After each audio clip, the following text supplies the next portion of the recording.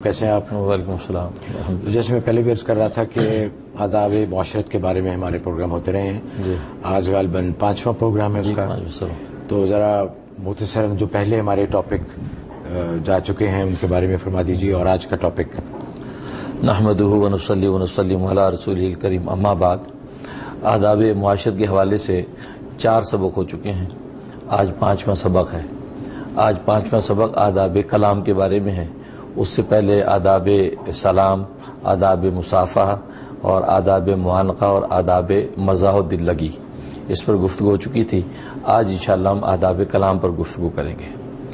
ظاہر ہے کہ انسان جو بولتا ہے اس کو کلام کہتے ہیں، اور سب سے سچا اور انصاف پر مبنی فیصلہ کن کلام اللہ تبارک و تعالیٰ کا ہے، اور انسان چونکہ اللہ تبارک و تعالیٰ کا نائب اور خلیفہ ہے، لہذا اس کے کلام کے اندر بھی یہی اوصاف ہونے چاہیے۔ اس کے کلام کے اندر بھی سچائی ہونی چاہیے، انصاف پسندی ہونی چاہیے، اور اسی طریقے سے وہ بھی فیصلہ کن کلام ہونا چاہیے۔ جہاں تک اس کی آداب و مسائل کا تعلق ہے تو اس کی ایک طویل فہرست ہے۔ ضروری جو آداب و مسائل، ان میں سے ایک یہ ہے کہ کلام مختصر، جامع، واضح اور پر تاثیر ہونا چاہیے۔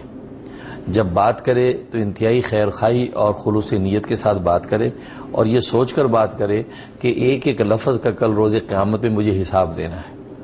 اس لیے کہ قرآن کریم میں اللہ تبارک و تعالیٰ کا ارشاد ہے، ما یلفظ من قول الا لدیہ رقیب عتید، ہماری ایک ایک لفظ پر نگران موجود ہیں جو کل روز قیامت میں ہم سے پوچھ ہوگی۔ اور پھر دوسری بات یہ ہے کہ کلام چونکہ زبان سے صادر ہوتا ہے تو زبان بھی کی بہت حفاظت کرے۔ اس لیے صحیح مسلم کی حدیث ہے کہ تمام اعضاء ہر دن کی صبح میں زبان کے سامنے ہاتھ جوڑ کے کھڑے ہو جاتے ہیں کہ تو ٹھیک ٹھیک رہے گی سارا دن میں تو ہم ٹھیک رہیں گے، اگر تو ٹیڑھی ہوئی تو ہم بھی ٹیڑھے ہو جائیں گے۔ اس میں محدثین فرماتے ہیں کہ ہو سکتا ہے کہ حصی طور پر ایسا ہو کہ حصی طور پر واقعی یہ سارے کے سارے اعضاء زبان سے خطاب کرتے ہوں کہ تو ٹھیک رہے گی تو ہم ٹھیک رہیں گے۔ اس لیے کہ زبان اگر سیدھا اور اچھا کلمہ بولے گی تو شاباش تو پیٹھ پر ملے گی، انعام ہاتھ وصول کریں گے، تاج سر پہ پہنایا جائے گا۔ اور اگر زبان ٹیڑھی بات کرے گی تو جوتے پڑیں گے تو سر پہ پڑیں گے، ٹانگ ٹوٹے گی سر پھوٹے گا۔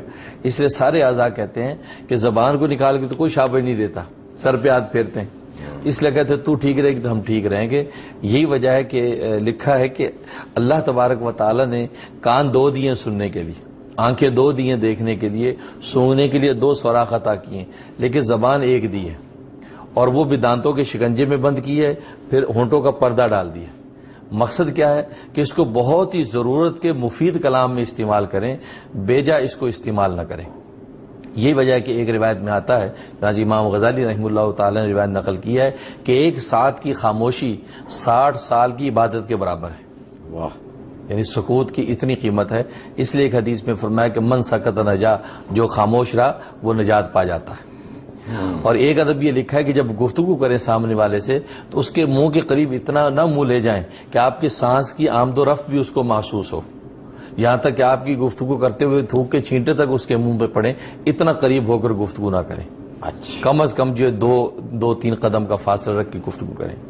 اور ایک ادب یہ لکھا ہے کہ جب گفتگو کریں تو اس کو گھور کر گفتگو نہ کریں، اس سے سامنے والے کو ہچکچاہٹ ہوتی ہے اپنا مدعا بیان کرنے میں، اور اسی طریقے سے اگر وہی سامنے والا بات کرے تو اس کو گھور کر اس کی بات نہ سنیں، اور اس کی بات پہ جی بھی کہے، حامی بھی بھرے، تو یہ نہیں کہ بات سنتے وہ ماتھے پہ شکنے لے آئے، بیزاری کا اظہار کرے، اس سے وہ سامنے والا اپنا مدعا بیان نہیں کر سکتا۔ اور ایک ادب یہ لکھا ہے کہ اگر آپ کو پہلے سے بھی بات معلوم ہے اور وہی بات ایک شخص سنا رہا ہے تو آپ پورے شوق کے ساتھ اس کو سن لیں، یہ نہیں کہا نہیں ہمیں پتہ بھئی اب جانتے، تو یہ ایک اچھی کیفیت نہیں۔ ہاں، اس کا دل رکھنے کے لیے آپ اگر اس کی بات کو سن لیں گے اور اس کو جو اظہار شوق خوشی ظاہر کر دیں گے تو اس پر بھی اللہ تبارک و تعالی اجر عطا فرمائیں گے۔ ایک ادب یہ، تو اسی طریقے سے مختلف آداب ہیں۔